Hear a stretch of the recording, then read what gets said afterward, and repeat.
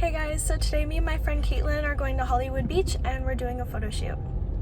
So I'm about to pull up to Publix where Caitlin is right now shopping for some of our picnic essentials, and then we're gonna head over to the beach for the photos. This is the stuff I'm gonna miss it all. Okay, so we just did bikini photos and now we're changing into some clothes. I have a cute dress and Caitlin's wearing a cute flowy top. There she is. Oh,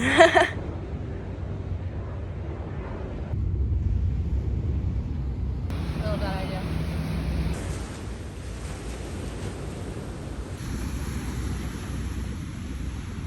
Okay, right now I'm doing my last outfit, at least until the cafe, and Caitlin's doing her last bikini, and then we're gonna go head out for breakfast, brunch, whatever. And we're almost finished, and it seems like it's right in time because it is getting dark and stormy out there.